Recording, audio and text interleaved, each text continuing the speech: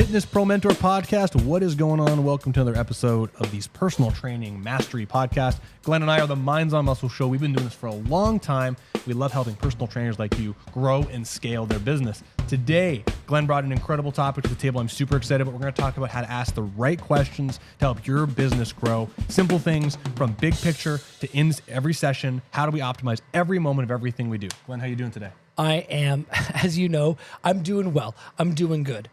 The truth is, didn't have the best morning. And the other part of the truth is that even when we don't feel amazing, we need to get centered and to persevere and to move forward. Always show up. That's what great professionals do. And so I'm here. I'm looking forward to it. That's the whole truth now. So I'm good. I can say authentically I'm feeling good. You get past the shreddies and cheese and you are ready to rock. So what are we going to talk about? You can't just say that. I met 30-second story. Met Brandon, did an assessment on me 8 years ago, asked him what I had for breakfast. I told him I had some shreddies and cheese last night for breakfast, and it's been an inside joke ever since. So what are we talking about today, Brandon? The right questions. What are the right questions to be asking intra-session and around clients to help you get all the information you need? So Glenn, where should we start? Oh my goodness. Let's start big picture, and then we can whittle down to individual things. So here is what I love about being able to ask the right questions. This is a tool that, even though it can take a little bit time to learn, has applications in every single area of your life, bar none. It's going to help you maintain business, help you grow business, it's going to help you get better information so you can help more people, help your clients. It is a skill which really I cannot say enough amazing things about. And the wonderful thing about it is there's a small subset of things that if you get really good at them, will open up the doors and the floodgates to getting all the information that you need no matter who you speak to. And so I'm really excited today to be talking about this because this is something that I've been working on. I've been working on for many, many years. And even though I get decent at it, I always try to get a little bit better. And something I've been putting a little bit more attention into recently. So I'm really excited to share it with you and with Brandon and everyone listening because this is going to open up Pandora's box of excellence for you. I'm just super excited by it. Okay. So questions. There are a lot of great questions you can ask. The more questions you can ask, the better. But truthfully, we just don't want to ask questions for question asking sake. It's always important, Cheshire Cat, you need to know where you're going. Because if you don't know where you're going, any road will lead you there. In our sessions, in our sales calls, in our time, we need to make sure we're going a direction. So the questions have to bring forth information that'll help us know where we're going to go. So where should we start with this? Well, there's any number of different places that we can go with this. I think maybe the first place to go with this in terms of the applicability and usefulness outside of knowing what the goal is perhaps to maybe look at some individual scenarios. We're going to start with some really, really easy ones. A great example might be you're with a client and the client says, okay, this is an interesting exercise. Why are we doing this exercise? Now you could get right into it and say, well, we're doing this exercise because da-da-da-da. Or you could say, that's a great question. Do you remember what your fundamental objective is? Why you're here? And then they might say yes. You say, just tell me what that is off the top of your head. And they'll say, I want my knees to feel stronger so I can go up the stairs without pain, with less discomfort. You say, awesome. This is why we're doing this exercise today, because this exercise is going to help you move your knees and get them stronger. And because of the setup that we have for you in this particular machine, it's actually put a lot less force through your knee in such a way that causes you discomfort, allowing you to train to get stronger so you can go up and down the stairs easier. And the great thing about this way of just asking one simple question is we kind of put it back to the client who we're working with, ask them, hey, why are you here? What's your objective? They tell us, and because they just told us exactly why they're here, we can now take that information and tell them exactly why this exercise is going to help them with that thing. And now they feel really awesome and empowered because they're now doing this thing that's going to help them get towards their fundamental objective. That's just one great way that we can use this through education with our clients in our sessions. In the same vein, another really simple question. People will ask you, hey, I'm doing this exercise. Where am I supposed to feel it? Right? My favorite answer is, hey, that's a great question. Where are you feeling it? Well, I'm feeling it in my thighs. This now gives you some ammunition to have a conversation. Let's say you're doing an abdominal exercise. And in the abdominal exercise, they're feeling their thighs. And you go, great. This exercise focuses on everything on the front side of your body. We have hip flexors, we've got quads, we've got abdominals. What you're probably experiencing is muscles that are more faster twitch dominant or have a little less endurance than the others. This is great because this exercise is actually helping to support your back, work on some of the weaknesses we've seen through our assessments. And at the end of the day, now we can hone in on those hip flexors. So after we finish this exercise, we're going to move on. Now my defense or my answer to their question is now based off of the information they gave me. Because on the other side of the coin, if we were to look at the opposite, if we said, they said, where am I supposed to be feeling this? And you go, oh, you're supposed to be feeling it in your abs. And they go, well, I'm feeling it in my thighs. Now you have a contrarian, accidental, you might have put your foot in your mouth situation. We have to go back and try and defend it. Oh, yeah. Well, you can feel that there too. Let's get the information from them and make more calculated decisions and give better answers. So it's really easy to see how inside of sessions we can use this methodology or just asking questions is a great way to get people the information they need or to help us titrate or change the direction of a session depending on whatever it is that we're doing with the client. Mm-hmm. Very often, one of the best places that questions really provide a ton of information is during initial consultation or selling opportunities. And I would say this is for a lot of exercise professionals, one of the places that they struggle with the most is they have a hard time perhaps overcoming objections or explaining price points to people or XYZ. Because what most people are used to, this little tidbit of information, is what happens, Brandon, when I ask you a question. What's your gut instinct? Most people's gut instincts normally. To answer the question. Right. Hey, Brandon, how are you doing today? I am great, thank you. Awesome. Glad to hear that. Most human interactions go like that. Or it's like, hey, how are you? Oh, I'm good. How are you? Okay, awesome. And then we move forward. It's very automatic, very natural to do that. Well, one of the things that we have to start doing in maybe some of our selling situations is when people ask us questions, instead of just giving them the information they're looking for, ask them some questions back to get a better idea of their framing, how they're seeing the situation, so you can best answer the question in a way that leaves them empowered and giving them information they need that helps you both move forward together. It's also pre-qualifying them, right? At the same time, Great. These are great questions for you too, because you want to be asking questions to, one, identify where they're coming from an emotional place. Why are they reaching out to you? Why do they see the investment they might be making with you be important? But at the same time, you're trying to qualify them to get information. What is it you're struggling with? Can you tell me more about what you've tried in the past? Have you seen physical therapists, athletic therapists, weight loss coaches before? Great. And do you want me asking, what do you do for work? Oh, you're an engineer. Are you the kind of engineer that's down on the floor? Are you the kind of engineer that's in front of a computer? Got it. You've been doing this for 20 years. So now I know they're in front of a computer engineer spending a lot of time. Engineers make a lot more money in contrast to somebody who's got a simpler job, if you will. So that gives me an idea of financially they could probably afford my services more likely than other people. I can get more information of what they tried, what they haven't tried. So it helps me customize the delivery when I talk about what I do and how I'll fit into their picture even more, while getting a big picture of who they are demographically to figure out, do they fit in my business well? So this is why systems are so important, because a system just doesn't exist to exist. A system always exists to reliably reproduce an end goal or an end result. And if the end result is going to be to either have amazing personal training sessions, or if the system for your consultation into selling an assessment or your training sessions, the end result is then purchasing, you have to have a series of different steps and information gathering in order to help show this person who's in front of you that you are the best solution to their problem. And so what Brandon just did a brilliant job illustrating is that, okay, in the step where I'm trying to get to know them and understand them and see if this is a good fit and can they afford the service and is this going to be a good thing? Are we a good personality match? Or do they want fat loss and I just help with muscle discomfort or whatever that might be? This is where asking all these questions comes into play. And what you'll notice with Brandon, I apologize if this is redundant, is if you've got this part of your selling where you're really trying to figure out their motivations for being there, make no mistake, you have to understand that if people are going to engage in a long-term relationship with you, it helps to be able to understand that's why I'm asking these questions. And so now let me go down a path that allows me to get that information deeper and deeper. What are you hoping I can help you with? You've got a knee issue. How long has that been a problem? 5 years. What can you do? You can do this. What can't you do? You can't go down the stairs. What's that like for you? It's a little frustrating. What's frustrating about it? You feel like you're losing your independence. What happens if it doesn't get fixed? I'm going to be stuck in a home. What would that be like for you? I never want to have that done because that's what it was like for my mother. It'd be the worst thing ever. And now we have our true motivation. We understand that independence is something this person very much values, and only by asking a series of questions and really hearing what they're saying and then asking more questions to follow up. Do we really get to where we want to go? And make no mistake. This is a skill and it does take time to curate. Don't get me wrong. The beautiful thing is you literally have hundreds of times to practice a day when you're with clients, with your families and friends, when you're talking to your coworkers. Brandon and I used to practice this all the time, just in random conversations with family members when they're talking to us about stuff.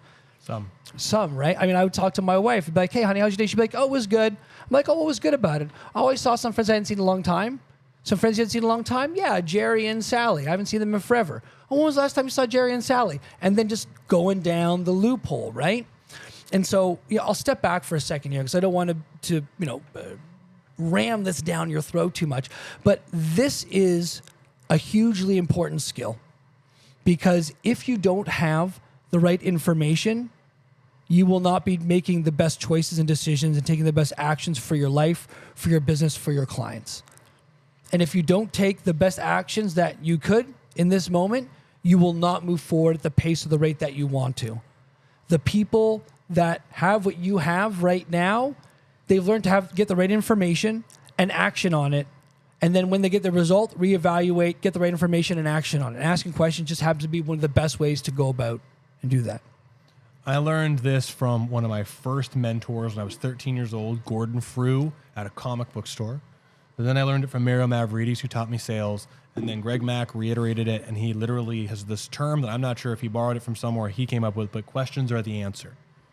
If you listen to any person who is attorneys, executives who are a little bit more private with their life, or even just you, if someone's talking to you, I want you to practice when they ask you a question, return an answer and have your answer be another question. Not for the sake of being contrarian, not for the sake of poking at them, not for the sake of being silly, but if they ask you a question, can you bring it back to them? People are really good about talking about themselves, and if you ask the right questions, they will tell you the information. I know how to ask questions of the most complicated minds people. When they ask me a question, I know how I can return it back to them to get information from them, even if they normally wouldn't share it. And I don't mean that in a manipulative sense, but I know that if I ask the right questions, they will give me the information because they have no reason to hide it from me if I'm in a consultant role with them.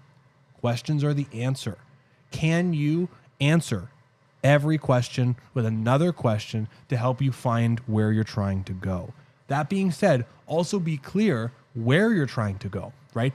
These services are expensive. I completely understand. Is cost per month something that's a concern for you? I want to make sure that money is not a problem, right? We're trying to figure out when people ask a question like, this is expensive, is the money a problem, or are they just commenting that's expensive? Mm-hmm. Because some people are like, hey, yeah, this is a lot of money, but I'm okay with that. While other people are like, this is a lot of money. I'm not okay with that, right? I don't like how my shoulder feels. Right? Instead of jumping into, I can correct your shoulder, I'm sorry to hear that. Why do you not like how your shoulder feels? These are fair questions. Because if someone just gives you a generic, broad statement, I don't like cheese, you can't really take anything from that. Interesting. What do you not like about cheese? I don't like dairy. It makes my tummy hurt. I don't like how it tastes. All of a sudden, the second question opened up a whole pile of new things. Oh, dairy. You don't like dairy. Why do you not like dairy? Well, my doctor told me if I eat too much dairy, it falls into the protein category and actually could increase my risk of cardiovascular disease. Oh, so this isn't really about the cheese or the dairy. This is much more about heart health. Yes, now we are in a different place. The cheese turned into something much more strategic and health-based. Here's the thing. You don't know if you don't ask. And this is where someone could say something, right? I was talking to Glenn before the podcast, and he said something, and I just know Glenn, and he answered in a very congenial way. And I was like, you know what? This sounds like one of those answers that you're trying to say something, but you're not. And we got talking about something. We did. And this is the whole idea, is that you have to hear, you have to listen, pay attention, and ask questions. And I could have said something like that, and he could have been like, nah, or yeah. Doesn't matter. You don't need to know what happened. But here's what happened. Something happened, and that's all. I know more information, and he gave me a little bit more. And now we are further along in our relationship. We're friends now. We always were. I will say this as maybe like another aside, because I think we're getting like through most of the meat and potatoes here, is asking people questions is also an absolute amazing rapport builder. Absolute amazing rapport builder. This has been in the book. I think is How to Win Friends and Influence People, Dale Carnegie. I forget who wrote the book. That book is almost 100 years old, if not older. Terrible name, but one of the things that they discuss in the book is like people love talking and they love when you're curious about them. And one of the best is be curious about people, is ask them questions.